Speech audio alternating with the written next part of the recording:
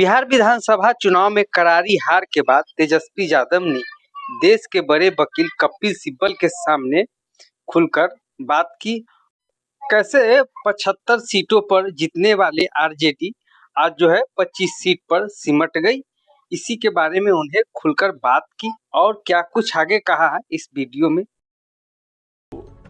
आपकी 75 सीटें आई तो ये कम होकर 25 कैसे हो, इसके कारण क्या आपके हिसाब से? आपको हम ये बताना चाहेंगे, पहले वोट पड़ते थे बैलेट से भी, तो शाम तक बता देते थे इलेक्शन कमीशन कि इतने परसेंटेज वोटिंग पड़ी है, इतने महिलाओं ने दी, इतने पुरुषों ने दिए। इस बार तो महिला पुरुष का बताया ही नहीं, और उस दिन भी 2 दिन तक तो इन लोगों ने वोटिंग ही परसेंटेजेस नहीं बताया कि कितने वोट पड़े हैं एक्चुअली में।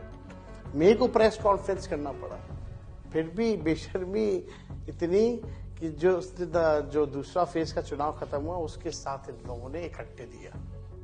तो ये छुपाने वाली बात मेरे को पची नहीं। अब हमको ये लगता है कि ये वोट बढ़ाने की जो एक बड़ी साजिश है, वोट बढ़ाना ये मतलब मशीन बढ़ाओ। मशीन कैसे बढ़ेगा? तो बूथ की संख्या बढ़ा दो। तो ये पूरा खेल जो है, बूथों को बढ़ाया गया।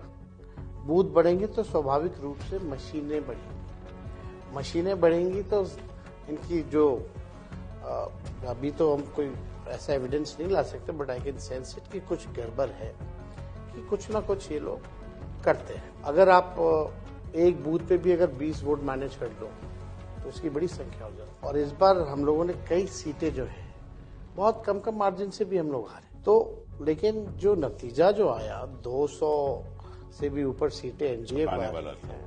पहली बार प्रधानमंत्री गए थे मोतिहारी, तो बोली यहाँ चीनी का मिल हम चालू कराएंगे और उसी चीनी का चाय पिएंगे। 11 साल हो गया, पता नहीं अगर प्रधानमंत्री अपने पुराने भाषणों को देखे तो उनको शर्म आना चाहिए बिहार आने में,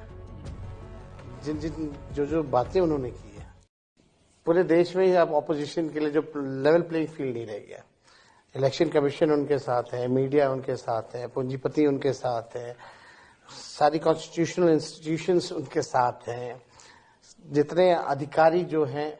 अब इसका यही मतलब है ना कि भाई आपने 10,000 आपने एक रिश्वत के तौर पे दिया वोट लेने के लिए, अब 5 साल ये भ्रष्ट अधिकारी और नेता जो भ्रष्ट हैं वो अब रिश्वत लेंगे।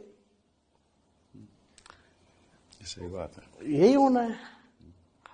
भ्रष्टाचार आप सीएजी की रिपोर्ट में आप देखिए, 71,000 करोड़ का कोई हिसाब किताब नहीं है, इस पे कोई चर्चा नहीं हो रही है।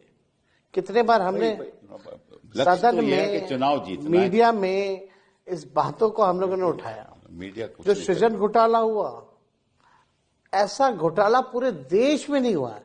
बड़ा इंटरेस्टिंग है। सरकार का खजाना सरकार के पास ही रहता है, सरकार के खाते में रहता है। ये सरकार का पैसा एक एनजीओ जो नकली बैंक बना करके रह रही थी उसके खाते में था। अच्छा।